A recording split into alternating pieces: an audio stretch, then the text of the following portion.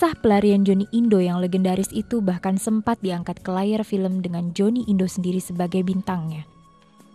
Kekayaan pengalaman hidup yang pernah ia jalani menjadi kisah yang dapat ia bagikan pada saat dirinya mendapat tawaran untuk mendakwah di lembaga-lembaga permasyarakatan. Kini, blasteran Belanda Pandeglang, Banten ini memang kerap mendapat tawaran untuk berdakwah. Kehidupannya kini lebih religius dari sebelum-sebelumnya. Dalam kehidupan, siapa saja mungkin pernah salah melangkah. Namun, tidak pernah ada kata terlambat untuk berubah.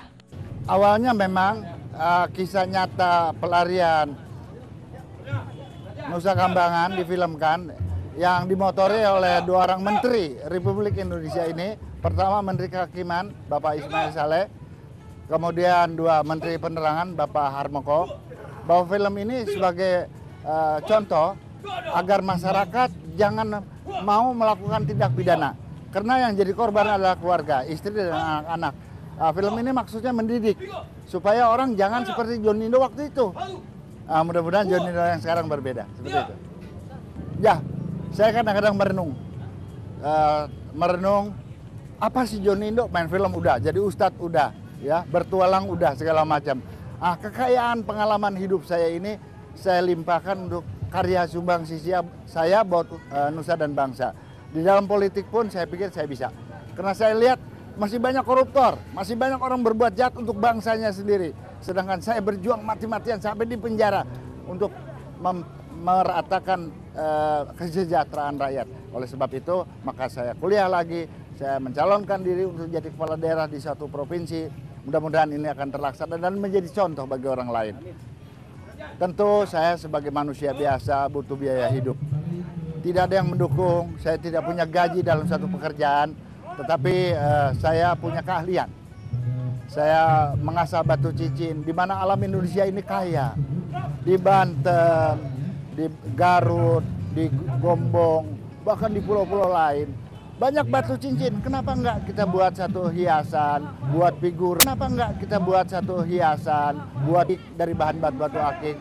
Yang kita bisa pasarkan di pameran-pameran bukan hanya nasional, tetapi di ajang internasional seperti itu. Jadi saya ada kegiatan bikin batu cincin, membina anak-anak putus sekolah yang kena narkoba. Maaf ini bukan promosi, tapi saya punya yayasan yang dibantu oleh anak-anak UIN dari Universitas Syarif Hidayatullah di Ciputat, namanya Johnny Indo Foundation, bergerak dalam bidang kaum duafa, anak-anak putus sekolah dan yatim piatu seperti itu.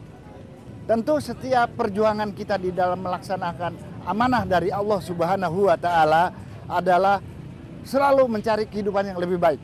Semoga hari ini lebih baik dari kemarin dan semoga hari ini lebih baik dari kemarin dan tentu dibantu banyak sekali dari rekan-rekan saya, khususnya yang sekarang ini sedang ada satu pelatihan silat di belakang saya, rekan-rekan saya, kemudian ada dari Garda Pemuda Nasdem di Banten yang sedang dikukuhkan, dideklarasikan. Saya sangat senang sekali bahwa masyarakat merespon ini dengan baik untuk tujuan-tujuan mulia ini. Tentu setiap kita punya niatan baik. Tentu ada ujian dari Allah.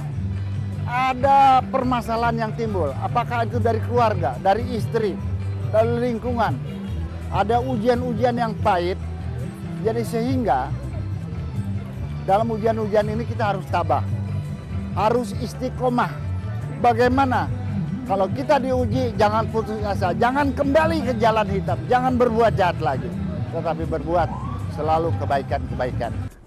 Bicara hidayah, apakah datang sendiri ataukah kita minta atau dicari?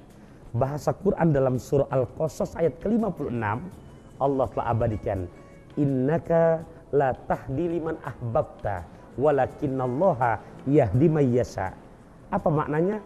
Sesungguhnya engkau ya Muhammad, Allah menegaskan, la tahdi, tidak berhak untuk memberikan hidayah liman ahbabta, sekalipun kepada orang yang engkau cintai. Akan tetapi hidayah Allah ini harus kita gapai. Kenapa? Karena Allah memberikan hidayah kepada hamba-hambanya yang ia telah tentukan. Berbicara apakah Allah masih mengampuni, dalam surah At-Tahrim ayat ke-8 Allah telah memberikan jawaban, tubu ilallah taubatan nasuha. Bertobatlah kamu sekalian, hai hamba-hambaku yang beriman kepada Allah, dengan cara taubatan nasuha. Jadi bahasa Nabi pun menjelaskan, selama napas hamba malam yugorgir, belum sampai ke kerongkongan, dia sadar diri, lantas mau memperbaiki dari negatif menjadi positif, pintu taubat Allah sangat amat terbuka sekali.